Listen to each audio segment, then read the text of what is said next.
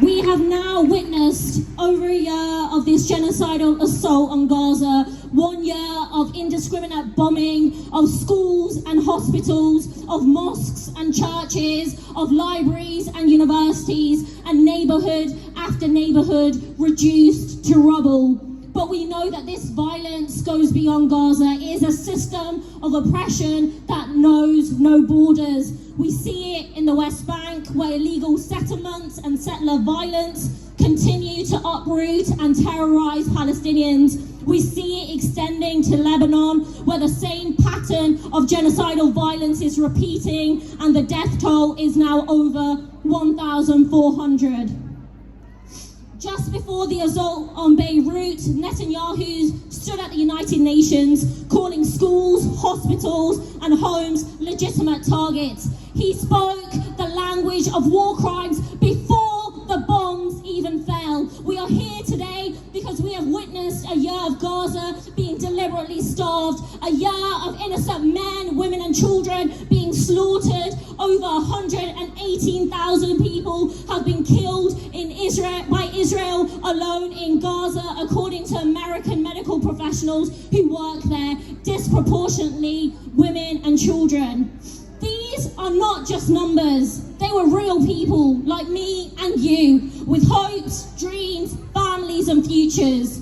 Futures have been stolen. Refugee camps, civilians, hospitals, all deliberately targeted. Over 116 journalists killed, making this the deadliest period for the press.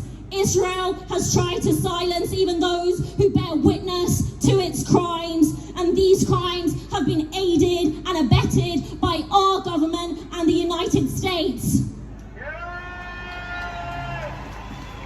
Together, our government and the United States have given Israel impunity at the United Nations and the continued sale of weapons. 1 year on, and British-made weapons are still being sent to Israel and still being used to devastate Gaza, the West Bank and Lebanon, and shame on this government for allowing that to continue.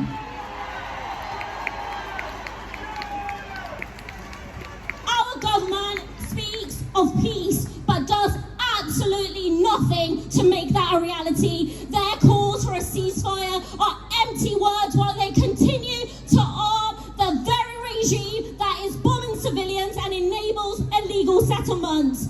And we know the truth. It was you, the solidarity movement, that forced this government to suspend only 30 of the 350 arms licenses to Israel. This is a small victory, showing that our pressure works.